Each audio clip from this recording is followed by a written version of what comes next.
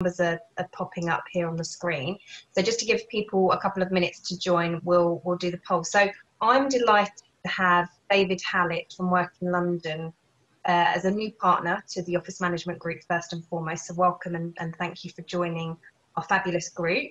And David is an expert in the flexible office space. So it's a really current, relevant area, I think, to have a partner join, and also to do a webinar for everybody who's interested in this space and wants to know more about it, or perhaps you're already in that space and you've got some questions for David in terms of how you can make the most of it, or contracts, so on and so forth. So it's my pleasure to welcome David. Hi, thank you for having me. Pleasure, thank you for doing this. And so, as I say, I'll put a poll out there now. We've got a couple of questions for you on what your current office situation is. So I'm going to launch the polling now. I'll let David vote as well if you want to take part, so you can see what it looks like. So I'll pop this on the screen for a couple of minutes. We've still got people coming in. And yeah, just answers. The first question is, what space are you currently occupying? So if you know, we've got people answering already, which is great. Poll should be up on your screens. That was you. There we go. You were first in. You'd win. What's that thing I love? Catchphrase, wouldn't you? If you were on that. Probably. If only it was still on. Yeah. Yeah.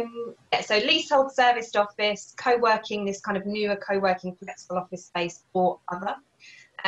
Who has used flexible workspaces in the past? Yes, no, or perhaps you're unsure, you're not sure what type of space it was. And what do you think a flexible workspace is? Do you think they're great, not so great, or are you on the fence perhaps because you've never used them?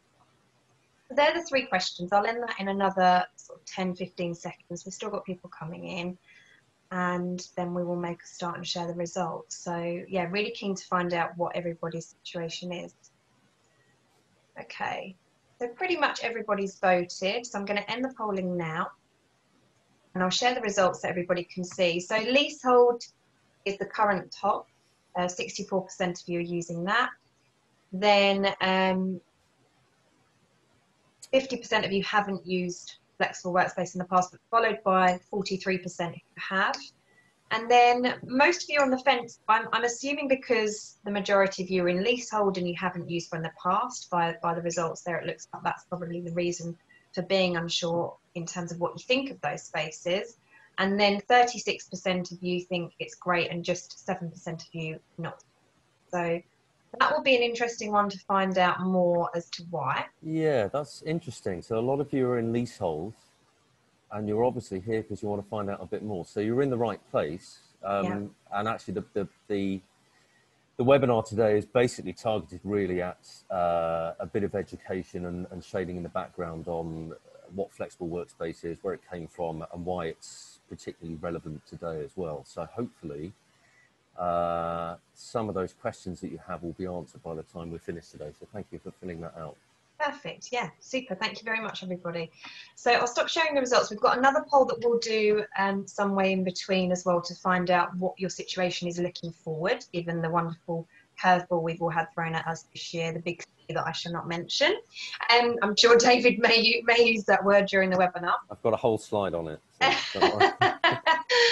Okay, so yeah, so I'm going to hand over to David in a second, but as always, any questions, pop them in the chat. Be as interactive in the chat as you want to be, and I'll share them with David, and or use the Q&A option as well if you want to throughout. So make this as useful as it can be for you, and I will hand over to David now so he can share his screen. So over to you. Thank you very much. Okay, thank you guys. Let me just get my slides up. Okay, can everyone see a faded out picture of an office space in the background there? I'm going to take that as a yes. Okay, so firstly, obviously Hannah was reticent to mention the word, but there is some good news. We have not one, not two, but potentially 3 viable vaccines on the way, which is, I mean, it's a big relief, basically.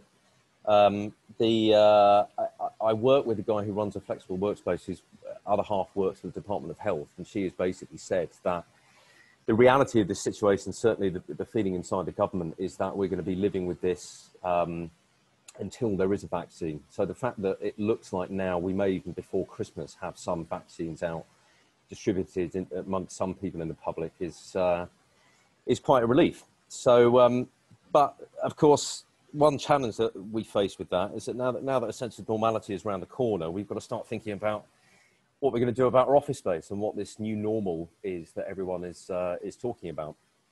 So, first of all, my name's David. I run a flexible workspace consultancy called WORKINLDN. You can find us at www.workindldn.co. I do two things in that business. The first one is I provide strategic advice for landlords who are looking to move into the flexible workspace arena, which is something we're seeing more and more on recently. Over the last few years, the interest in conventional leasehold space, the sort of traditional space, has waned as businesses of all shapes and sizes have moved towards a more flexible approach. So basically, a lot of landlords are A, sitting on a lot of empty space, and B, wanting to get in on the game. So one of the things I do is speak to institutional landlords about turning their space into sort of flexible plug and play option, and then take to market. And the second one I do is I help businesses of all shapes and sizes basically find and secure the right flexible workspace solution for them. It's a crowded market out there. There's a lot to choose from. There's a lot of pitfalls, a lot of questions to ask that you may not necessarily know to ask if it's your first time around. And this is basically my area of expertise. And actually, that's the thing that I do the most. So if you've never met me before, that's what I look like on LinkedIn. That's what I look like in real life. And that's what I look like as a kid. So I've spent the last 7 or 8 years working for various flexible workspace providers, mostly in the sales functions. So starting out as a member of those sales teams and then latterly heading up those sales functions for a variety of different types of space providers. And I also spent a couple of years working as a office space search consultant for a couple of former colleagues of mine who set up their own consultancy as well, which gave me a much broader understanding of the market and what there is to choose from out there. Now, I'm also, in my spare time, I'm sort of faintly obsessed with design, especially interior design as well. I studied graphic design at 3 different art colleges about 20 years ago. I've managed to graduate from none of them, but office interiors I am slightly obsessed with. I've started a fledgling Instagram account. It's still finding its feet, but I think ultimately it's just going to end up being a sort of depository for snaps of beautiful workspaces that I come across in London. If you scan the QR code, it will take you there, and I would really appreciate a follow as well. See if I can get my number from 100 to maybe some more. So before we delve into flexible workspace, it's important to get an understanding of the sort of older conventional models of consuming commercial office space so that we can explore the differences and benefits. So the old school commercial models of office space, you basically have 2 forms of consuming space. The first is freehold and the second is the leasehold model. Now, this is where things get really boring, guys, so strap in. Basically, on the freehold side of things, basically what this means is you essentially buy the property and own the building itself or the underlying asset. Now, it can be very expensive, especially in cities and built-up areas.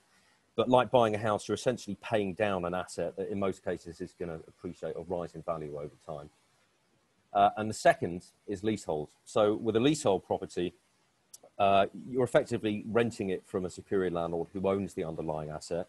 You're basically paying off his mortgage for him. And usually over a term, I mean, when I first started out, the average term was about 20, 25 years. It's come down to sort of 10 to 15 years. And actually these days, in response to an increased demand for corporate sized businesses going towards flexible workspace, landlords have become more amenable. So you might be able to pick something up for 5 years, maybe 3 years if you're lucky. But more of that later. Anyway, so on these models, both of these models, obviously one, you own the underlying asset, which is a benefit in its own right. With the other one, you're basically renting it off someone else. But both you're faced with similar challenges and expenses to acquire and occupy both of them. So those expenses are generally broken down under three categories. So the first is Capex, or capital expenditure, which is essentially one-off costs that you have to stump up front to acquire and occupy the space. The second is Propex, or property expenditure, which is basically the fixed cost that you pay on a monthly or quarterly basis to occupy that space. And then the last is OPEX, which you probably guessed is operational expenditure. So those are your ongoing costs, some of which are variable during your term of occupancy, that go alongside the sort of consumption of the space. So under Capex, and now these lists are include but are not limited to, you have things like agency fees, lawyers' fees, conveyancing fees, fit-out costs to basically get the place ship-shape. I mean, in most cases, you're taking something which is just shell and core, which is basically just a floor and a ceiling. So you have to turn that space into something which is bespoke to your needs, with meeting rooms and breakout space and reception area, and obviously desking and so on and so forth. It also generally includes most of the wiring as well, whether the internet and power cabling is going to be under the floor or along perimeter trunking along the walls. Furniture, which is a surprisingly high cost. I mean, your average desk set, if you're looking at decent furniture, which is going to last, so, you know, a comfortable chair with ballast back support and a good solid desk, you can spend anywhere between £500 and £1,000 per desk set, and that's just desk and chairs. So that can get quite costly. Stamp duty, land tax, which is can be quite a high cost depending on the value of the lease, and also deposit as well. Now, in most cases, your deposit, you're looking at somewhere around sort of 12 months up front. You might be able to negotiate down to 6 months, but that's 6 to 12 months worth of rent up front.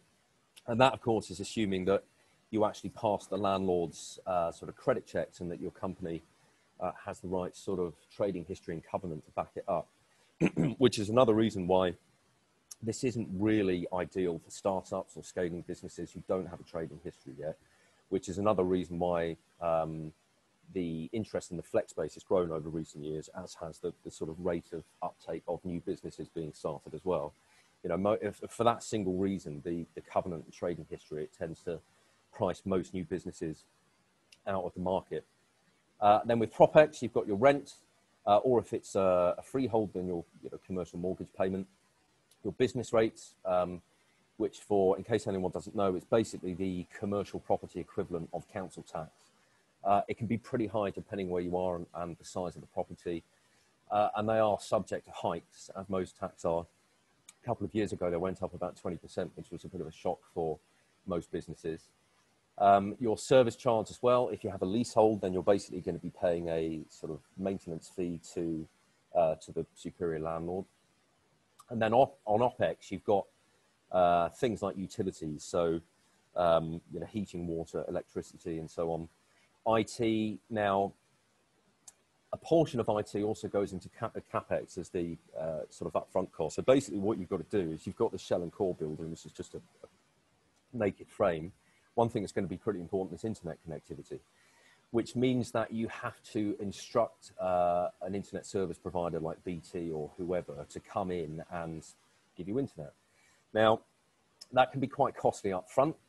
You have to get a way leave signed off by the landlord, basically their permission to bring cabling into the building. Not many landlords are going to say no to that, but it is another bureaucratic process which can be a real pain in the arse, depending on what kind of landlord you have. If it's a private landlord who lives, in Bermuda or somewhere, or if it's an institutional landlord like a pension fund, even something as simple as getting them to say, yes, you can have the internet in your building that you'll pay me for, can be quite difficult. And then you've got to have cabling installed, which has to come in through the streets, and then it's got to go up and be distributed amongst your floor via a comms room. Comms room needs to be built as part of the fit out as well, and these things can be quite expensive. It's and obviously you then have ongoing costs with the maintaining the infrastructure of your internet as well. We've got consumables, which I'm sure for a lot of you OMs out there, it's probably the bane of your existence. Things like making sure there's tea and coffee, milk in the fridge, toilet rolls. If you are the kind of company that like to leave snacks, healthy or otherwise, for your team, all of this kind of stuff, which someone has to do. And unfortunately, it's usually you guys, and you guys tend to be the first people to get it in the neck when there's no bananas, or Sally can't have oat milk, or Jack's run out of crisps or whatever. And those things can be quite a significant cost, as well as quite a pain from a sort of an operational point of view. Cleaning, never been so important, but again, that can be a significant cost. Maintenance of the space as well. Even if you're leasing and you're paying a service charge to the building, unfortunately, most day-to-day maintenance still has to be fronted by you. I mean, unless there's something like a flood in the basement, in which case falls under the landlord's purview, most of the stuff within your demise, your area that you're renting, you are going to have to maintain, which involves either hiring a third party to do it, or actually taking on someone as a salary, as an in-house position as well. My cleaner in the background, not really. And then also reception or security. So if you have your own reception area and it needs to be manned, or if you occupy the whole building in itself and you want 24-hour security, and even things like security, technical infrastructure like CCTV and that kind of thing.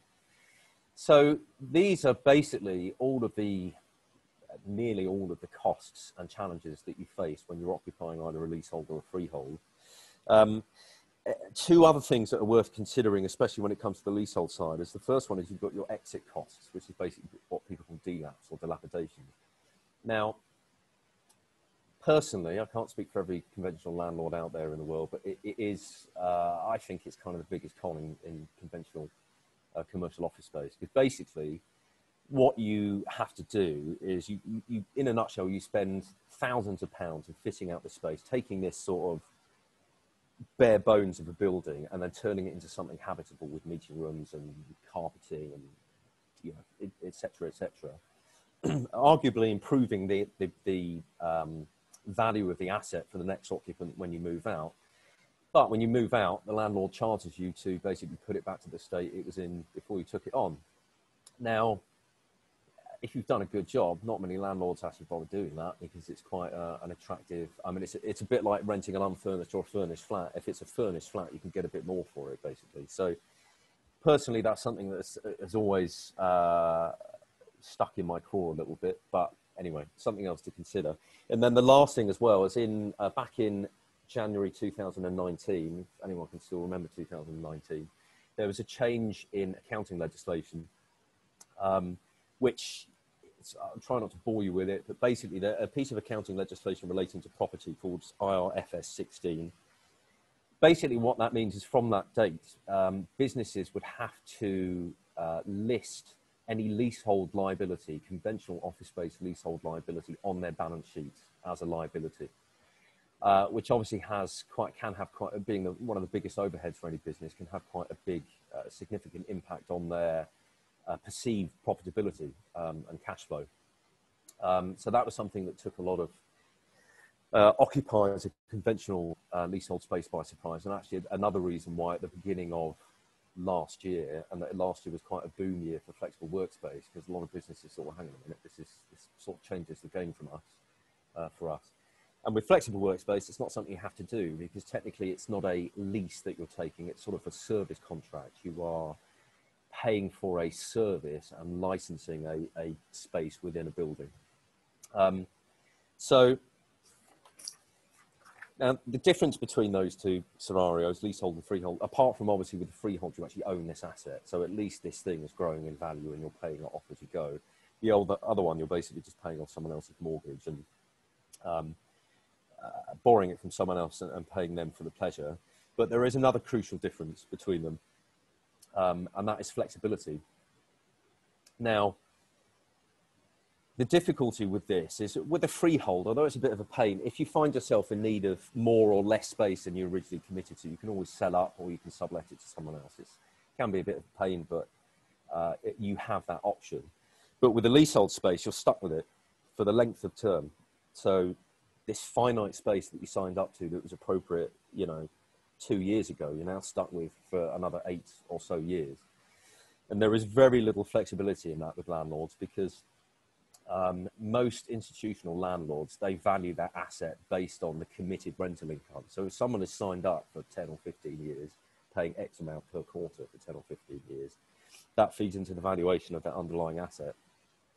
So basically, if you go to them and say, look, we need less space, they're not going to say, oh, it's fine, we'll just tear up the agreement and you can move out and find something smaller. Likewise, if you outgrow the space, you're kind of stuck. So if your team's growing and business is going really good, you're out of luck. Tough market, things aren't going well, or I don't know, say like a massive global pandemic comes along and sweeps across the world and shits all over the global economy, and you need to make some difficult decisions about losing headcount, then you're stuck. And also, if the absolute worst happens, you don't need an office space at all anymore. Again, you're on the hook for it, and you can probably say goodbye to your deposit. And the deposit with the conventional leasehold, as I said, is anywhere between 6 to 12 months, depending on the negotiations, can be more. And that, depending on the size of space, that can represent hundreds of thousands of pounds. You know, certainly tens of thousands of pounds, if not hundreds of thousands of pounds worth of money, which is tied up in a space that you just have to say goodbye to if you walk away from the lease. Luckily, a few years ago, more than a few years ago, someone came and disrupted the market, and the serviced office was born.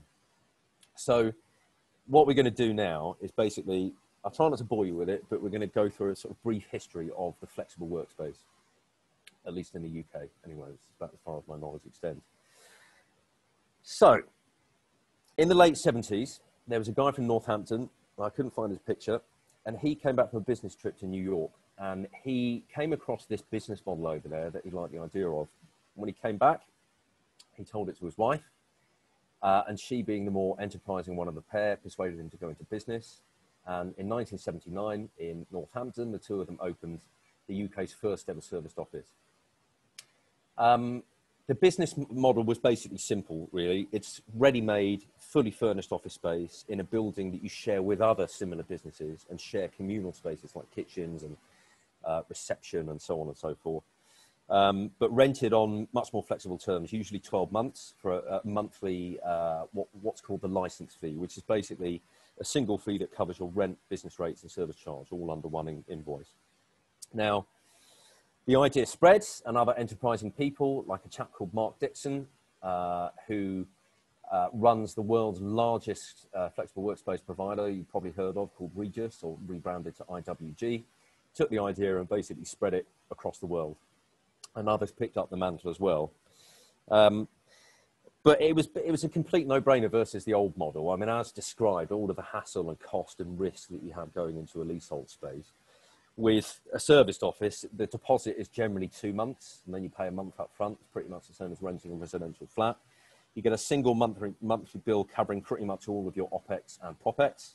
There's no Capex involved because the space is already furnished. Someone else has fitted out the building. There might be a lick of paint if you want to brand the space. No lawyers, no agents, shorter term, flexibility to expand when needed, and no dilapidations as well. Now, two of those things, the first one, no Capex. There are some spaces that you go into, and if you want, they will happily build, say, a meeting room for you within the space. In the first instance, that cost would generally be borne by the incoming client.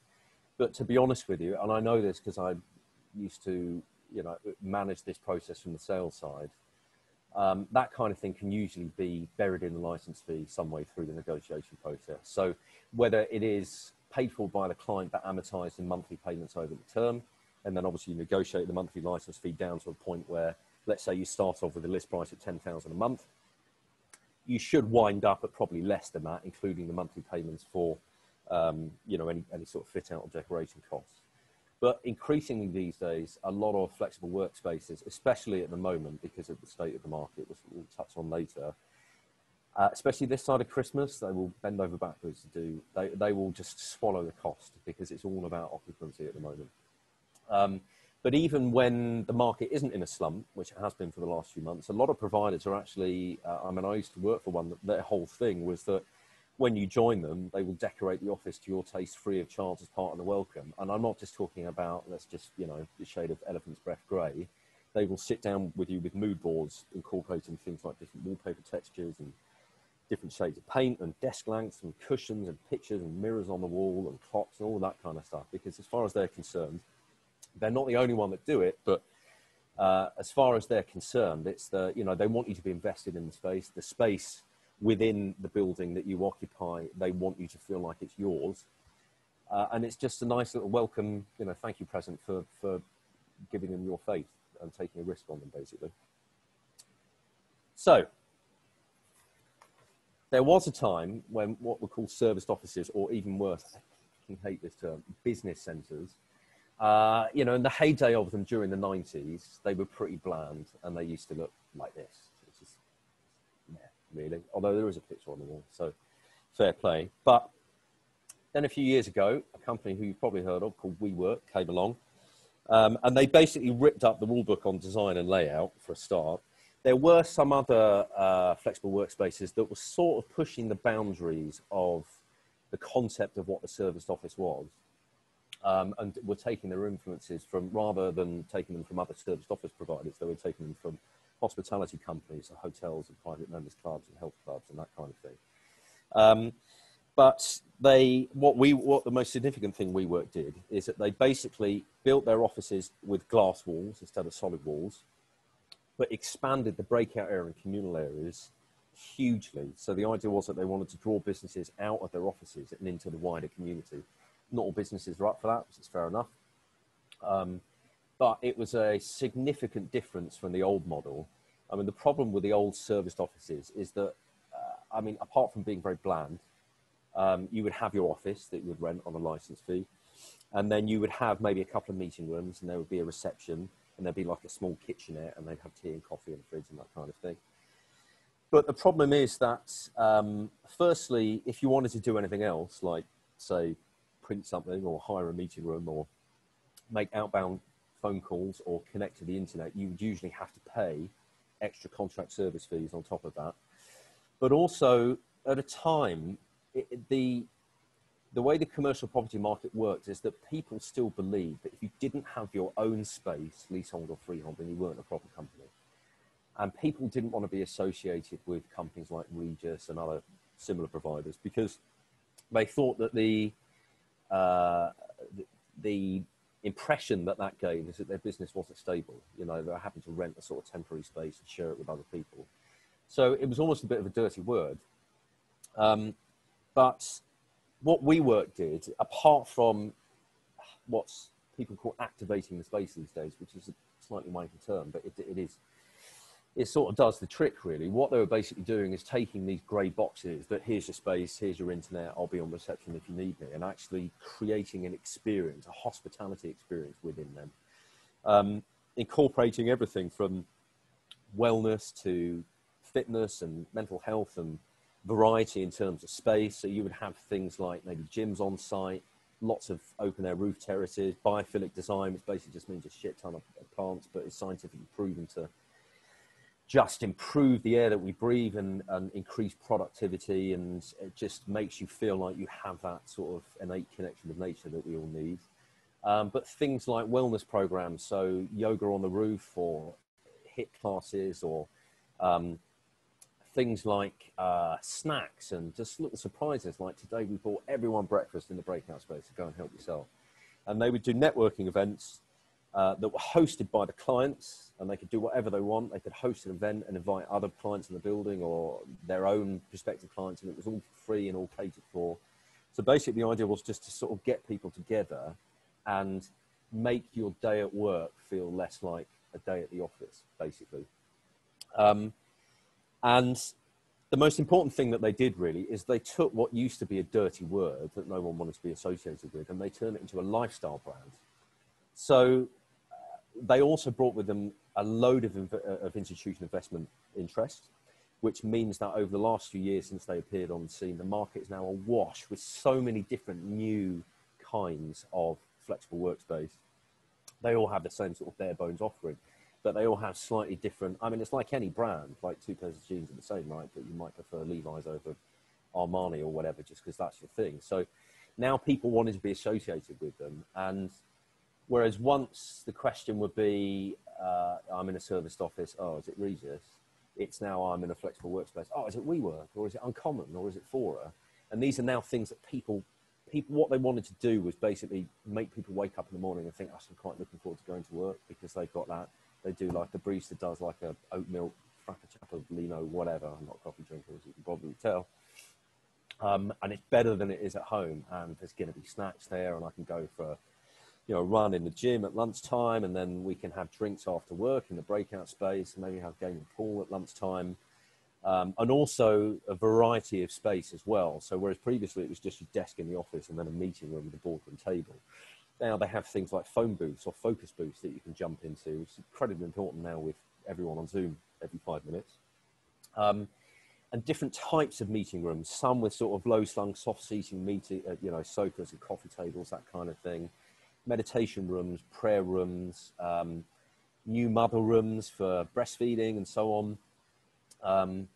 And outdoor space, indoor space, just different areas of the building that you can go to if you fancy changing it. If you've been staring at your screen at your desk for 3 hours in a row and you want to go and slouch on the sofa and carry on with your laptop on your lap, then you can do it. And they basically completely changed the scene. And now, thanks to them, the market is a completely different place. There's never been so much choice. I mean, it's a very fragmented market, which is where someone like me comes in, to come and act as a single portal or channel to give you access to all of these and sort of point out where to look and where not to look. But it's quite an exciting time for the flexible workspace industry. I mean, office space may not be particularly interesting to you, which I understand. It wasn't really to me. I was a tailor for 10 years before I got into this, but someone showed me a picture of the website of a company called the Office Group, who were one of the first sort of design mad flexible workspace operators. And I just fell in love and I got into the industry that way. So it was sort of design and aesthetic that got me into the industry. But it is also quite an exciting time for anyone who is looking at new ways of consuming space. So if you're weighing up your options as your lease comes to an end, or thinking, Christ, we're going to need something a bit different now to sort of accommodate the new normal, whatever that may be, then, I mean, the good news is that you're not going to be disappointed. It's no longer going to be a sort of Sophie's choice of, well, I hate this one less. It's going to be a choice of, you're going to be like a kid in the sweet shop, basically. So WeWork came along, and now flexible workspaces look like this. And they look like this. And they look like this. That's the Shard, by the way. It's incredible. They look like this. This place, oh my God. So I work from this place quite frequently. A few of you are probably familiar with the Hoxton Hotel chain, right? So at the beginning of last year, they basically ventured into co-working space, and they launched 2 buildings, one in Southwark and one over in Chicago at around the same time. And they offer a mix of co-working and sort of open lounge and private offices and so on. But it's basically on top of a hotel. So you've got a ground floor Hoxton lobby, and then you've got 6 floors of hotel, and then you've got another 5 floors of co-working private offices. And then on the 12th floor, you've got sort of a members bar, which is just for the co-workers. And then on the 13th floor, you've got this rooftop seafood restaurant, which I'm told is incredible, but it's eye-wateringly expensive. The guy that set this up, I'm lucky enough to call, he's quite a good friend of mine. And they have just done, I mean, if any of you have ever been in a Hoxton hotel and you're trying to imagine, you can probably imagine what they would do with a co-working space. And it's pretty much what you imagine.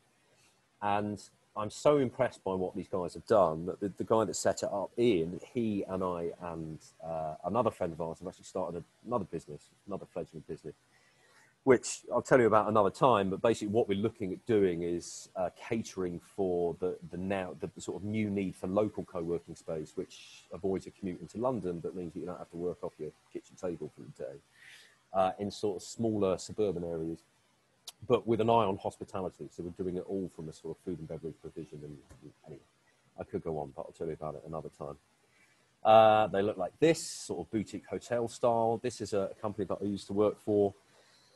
And their service is just incredible. I mean, I spent 10 years selling bespoke suits in places like Jermyn Street and Savile Row. So I have a certain level of customer service has always been ingrained in me. And one of the most frequent complaints about the sort of first, Mark 1 version of serviced offices or business centres is that they call themselves serviced offices, but the service was a bit really.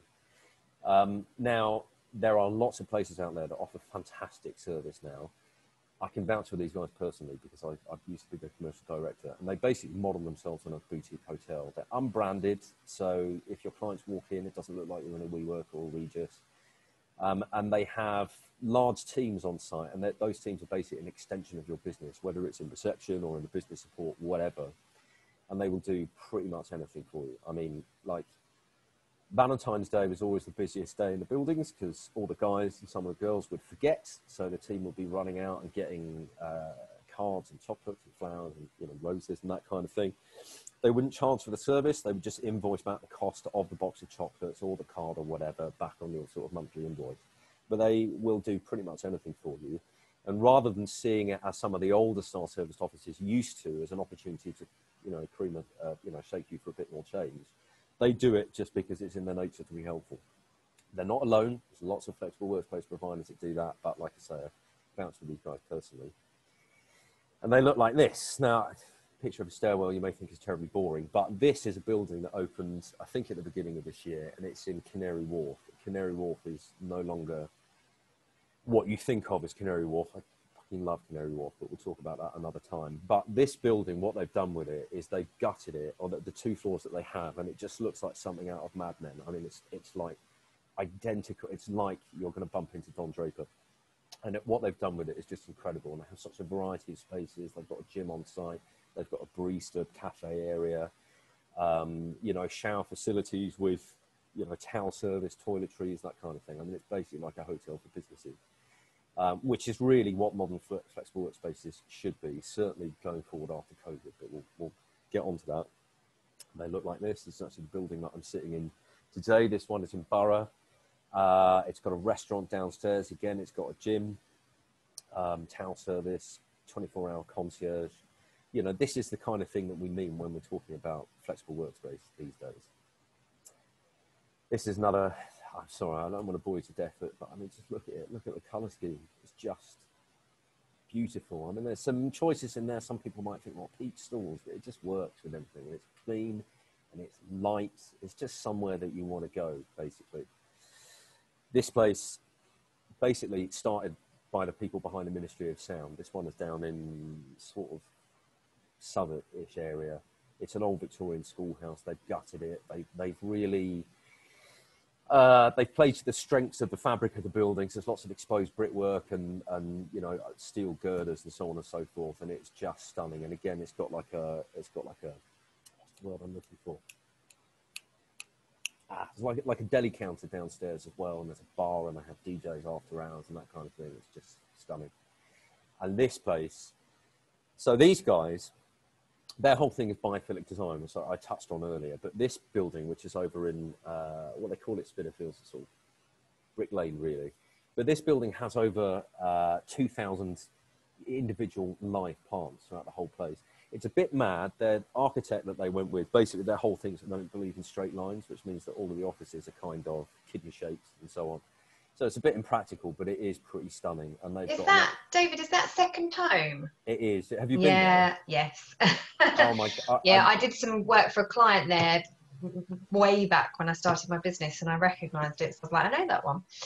It's incredible. It's It's almost a bit too artsy for its own light. So all of the chairs in there are like individual pieces that are all found in flea markets and antique fairs and stuff. So they look beautiful, but a lot of them are quite uncomfortable. But these guys have opened in Clerkenwell Green and done a similar thing. They've opened in Hollywood and Lisbon. They've got their own bookshop over the road as well, which, if you like books, or even just bookshop, it's just a lovely place to be in. So, you know, this is so far away from where flexible workspaces or serviced offices were when they first started out. The industry has evolved so much. And it's pretty much mostly down to the emergence of WeWork and a couple of other private members clubs, like what Soho House were doing, and there's a place called Noy House over in the States as well. So this is what we mean, basically, when we talk about flexible workspace now. Do you want to do the other polls, David, now? Yeah, go for it. Yeah, because you're host, you'll have to click poll if that's okay. Okay. So there'll be the second one with just two, I think there's 2 questions or 1 question. Got it. And then you can click share the poll. Done. There we go. Yeah, just 1 question. So who's currently weighing up options for a new workspace? So It might be because of COVID, it might be because your leasehold lease has come to an end, or you haven't renewed it, you've taken a break option. So you might have had, I don't know, a 3-year break option out of a 5-year lease, and your company has taken that with your 6 months notice. Who is, as a business, looking? And I have put unsure of what the business is doing, because I know with a lot of us office managers, we're the last to know, which is incredibly helpful. So yes. But always the first to have to solve the problem. Absolutely, yesterday. Okay, so submit those answers. David should see the results coming in, and then when we've got most of the attendees having answered, you can publish them if you want to, or just read them out. I can't see them now. Oh, can you not see them? I can't know, because I'm just a panelist now. Oh, I see. I've given you the master controls as host, so okay. Yeah, so you can share them or read them out, whatever you want to do. Okay, so we're up to about 78% of people there. So we are, in terms of people who are weighing up options for a new workspace, we're at 27%. For those that aren't, we're at 55%. And then for those that are unsure what or where the business is going or what it's doing, is at 18%. Yeah, so there's some of you that just aren't in the know, which doesn't surprise me at all, right? No, me neither. No. Perfect, thank you. Okay. All right, guys, thank you very much for that. So just to run you through what flexible workspace looks like now. So there are basically 3 types of flexible workspace. You've got co-working, you've got what is still kind of called serviced, and then you've got managed. Now with co-working space, basically a hot desk, but with sort of month-to-month, almost gym membership style flexibility, access to shared facilities, you know, breakout spaces and so on and so forth, all the kind of amenities that I just described, but with on-site management and support, basically someone else managing and looking after the building and also looking after you within it. And then with service offices, you're looking at a private office within a larger building. So your own private space that can be branded and obviously bespoke to your needs, whether it's changing the furniture, different kinds of furniture, or putting a meeting room in or whatever. Again, access to all of the shared facilities like kitchens and breakout spaces and so on, shared with other people in the building. The same on-site management and support. And then with a managed space, now this is quite an interesting development that came into the market. I mean, someone had to fill the gap basically. So flexible workspaces were kind of okay for smaller businesses that are growing. But then there's been a lot of interest from enterprise and corporate level businesses that would previously consume conventional office space because they want their own space, whether it's for data protection or security, or whether it's just because they're at a stage where they have enough sort of comfort around their steady state for the next few years. It's just appropriate to take their own space and have their own office. Now, of course, the problem with that is that you still have the downsides associated with taking a conventional leasehold as discussed. So increasingly, landlords and office providers have moved in over the last couple of years to fill that gap. They're going to have to do even more of this from next year onwards, I think, because to be honest with you, now that we know that something like this can happen, a global pandemic, there aren't many businesses of any size that are going to be taking conventional leaseholds again. So someone is going to have to be able to cater for businesses of that size that want their own space, to control their own space, and feel like they are on their own, but obviously on more flexible terms. So you're looking at self-contained floor, or in some cases a whole building. Netflix are a good example of this. I think it was at the end of last year, they basically took a whole building from a flexible workspace provider in Soho. They amended it to their brand, obviously, but the building is basically run by this team of people that act as sort of, you know, de facto concierge for them as well, and they take care of everything for them. But it is the Netflix HQ as well. You can have it branded or bespoke, you know, as you would with the lease, so you can put meeting rooms up and that kind of thing. The difference being that, again, as part of the negotiations, any meeting rooms that you want in, or phone booths or anything like that, it can all get wrapped up in the negotiation and be tied into the package. Whereas with a leasehold, you've got your rent, rates and service charge, and that's it. Do you want it or not? Once you've got it, you have to do everything else. Private facilities, so you're not sharing the meeting with anyone else, or bathrooms or kitchens or whatever. But crucially, it's serviced and maintained by a third party. So, you know, especially for, it's basically all the benefits of a lease, but with that sort of crucial flexibility and support. Now, All of those options require no Capex, or as I mentioned before, in some cases you might be asked to pay for the meeting room, but that can all be wrapped up in negotiation, so you pretty much end up not paying for it. All require a minimal deposit. Even the larger managed spaces are generally 2 months, maybe 3 at a push, which, you know, versus the sort of, you know, tens of thousands or a couple of $100,000 in leasehold deposit is a lot more amenable and practical. They all offer shorter and manageable term lengths. So co-working desks are generally month to month. The sort of private offices, serviced offices, there are some that offer month to month, but it tends to be at a premium. The average that people go for is 12 months, but you can get, you know, 6 months, 9 months and so on. And you can actually get longer terms as well. I mean, technically, you can take a flexible workspace for anything up to 4 years and 11 months before it turns, from a legal point of view, into a lease that brings with it its own obligations and could be quite onerous to you as the occupier and the landlord as well. So you can either move in for 12 months and renew every 12 months, or you could just, if you want more security or price certainty, because there is usually some sort of nominal increase year on year, generally anywhere between 3 to 5%, depending on the deal that you went in on. But you can also just take it for 18 months, 2 years, whatever.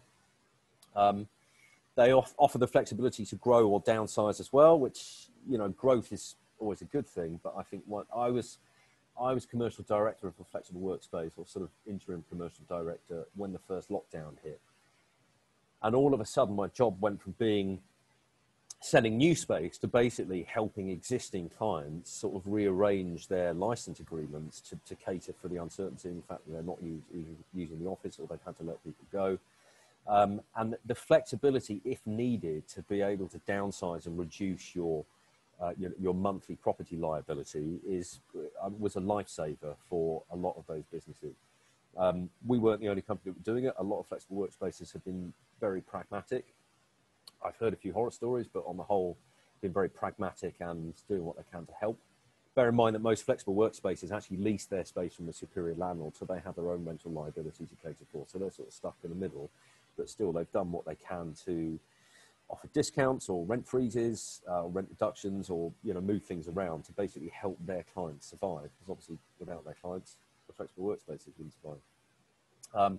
None of them ask for significant exit fees as well. A lot of them don't ask for any.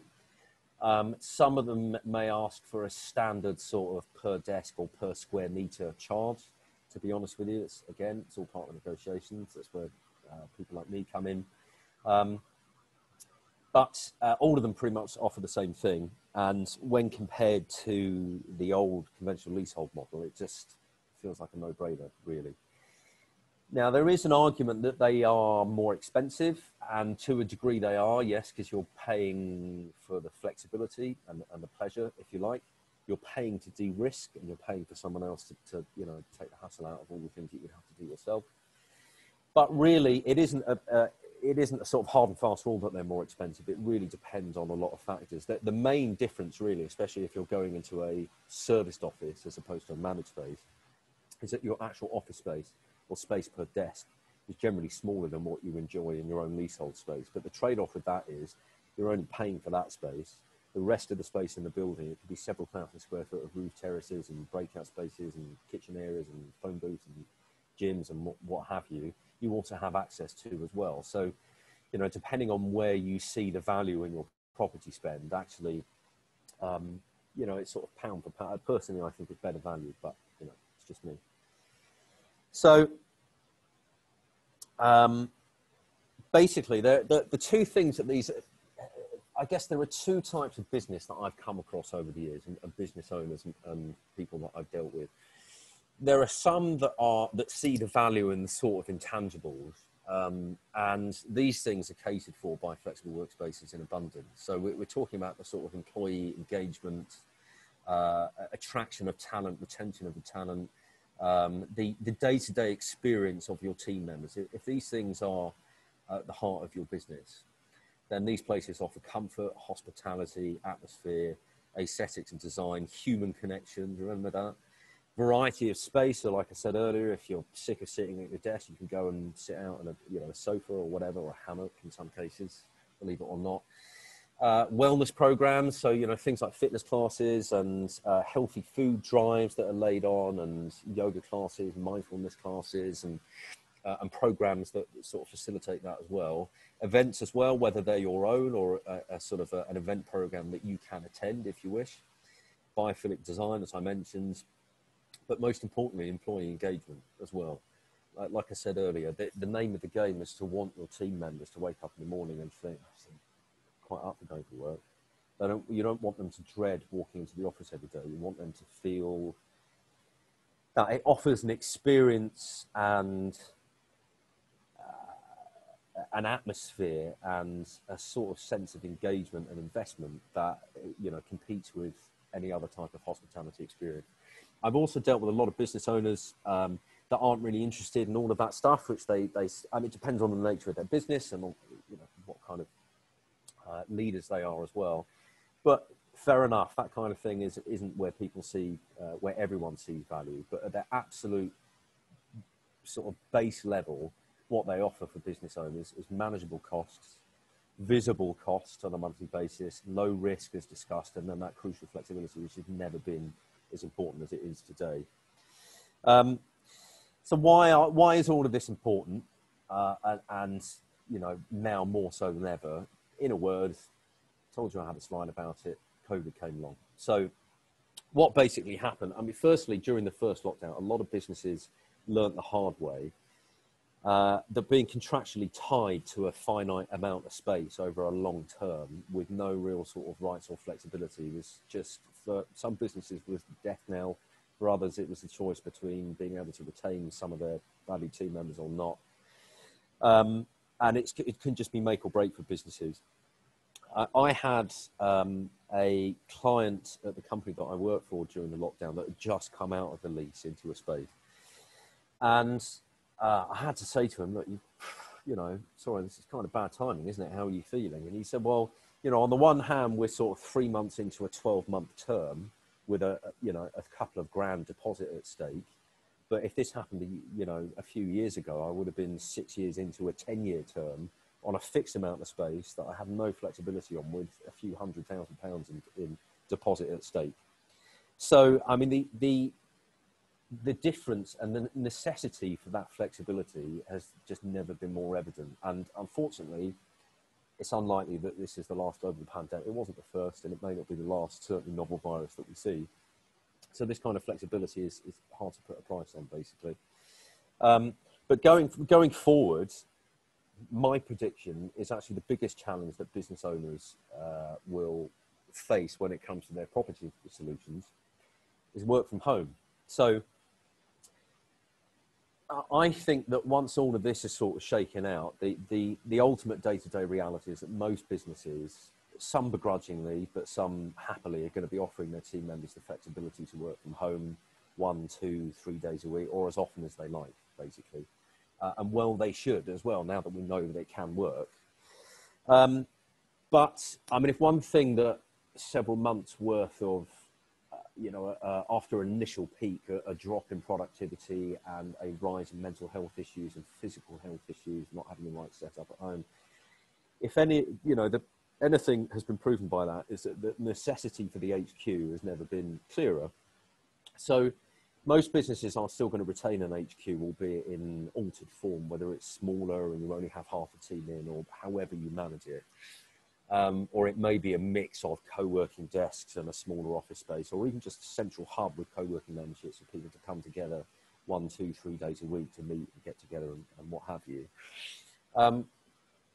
The biggest challenge with work from home is that, I don't know about you, but we haven't got a spare room at home to set up as an office. So I was working out of my daughter's bedroom during the lockdown on a sofa bed, which is not very comfortable in the first place, working off a coffee table of unsuitable height, and it just killed my back.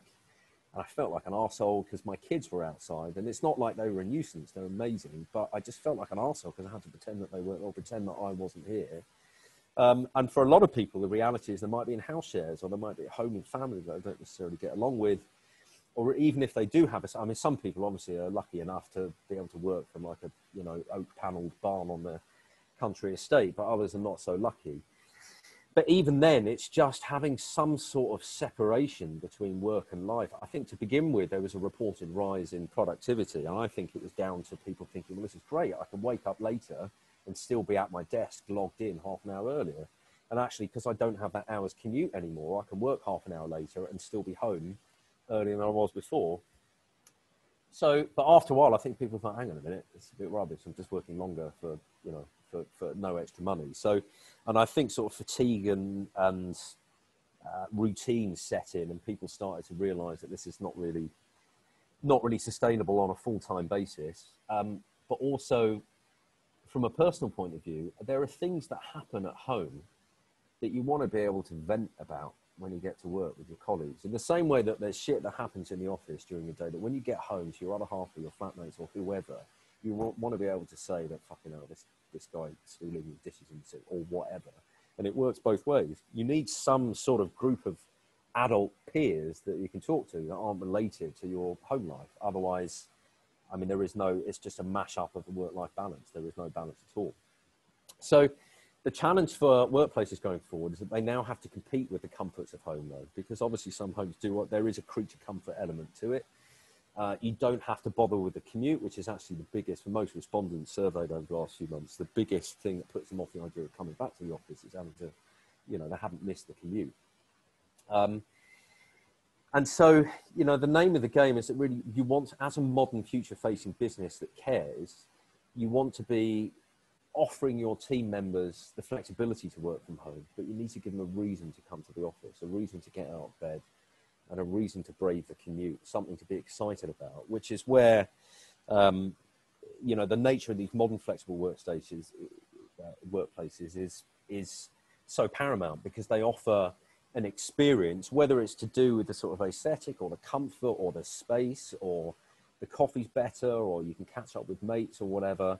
It offers an experience which is basically better than home, that you can't get at home. So for the days that people do want to come in, you know, for a couple of days a week, you need to give them something to look forward to, basically.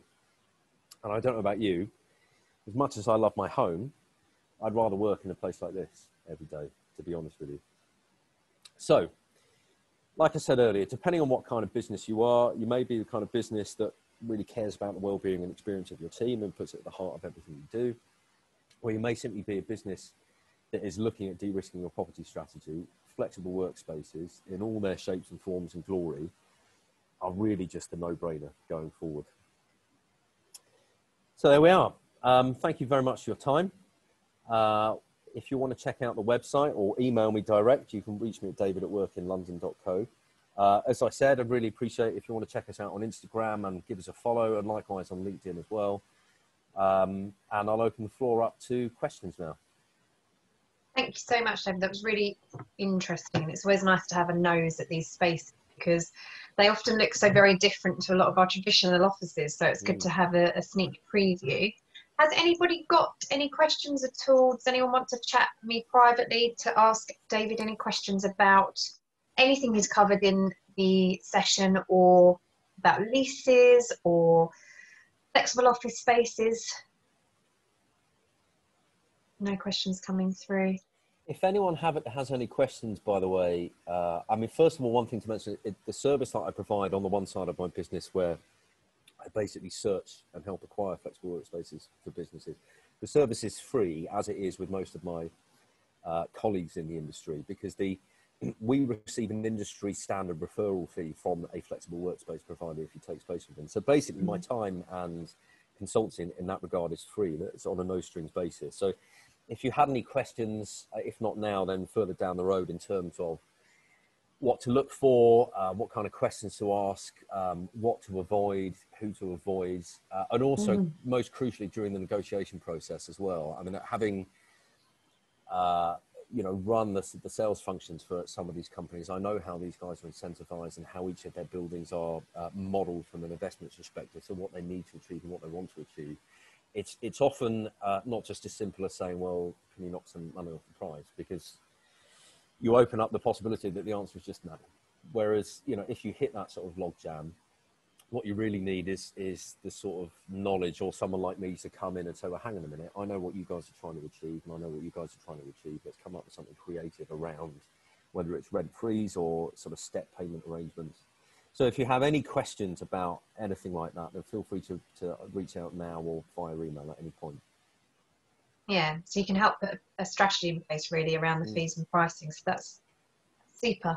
Okay, well, we will end it there then if there are no questions. David's details and email will be circulated on the follow-up slides anyway. And as usual, we'll send the slides out and a YouTube link afterwards. So I hope that was useful. We are going to send a short survey out afterwards in a follow-up email automatically from Zoom, wrong webinar, with just a couple of questions on it. So if you do have a moment to answer those, that would be really helpful. It's about your biggest challenges at the moment in terms of office space and yeah, what's going on looking forward. So thank you for your time, David. Really appreciate it and your insight. And it's great to do our first webinar together. And thank you everybody for attending. And we will hopefully see you. You're coming to the comedy night, aren't you, David? I am, for my sins. Yeah, looking forward to it. Good. So grab your glass bottle and we will see you later at 7:30, hopefully. All right. Thanks, everyone. Thank you very much. Take care. Bye. Bye.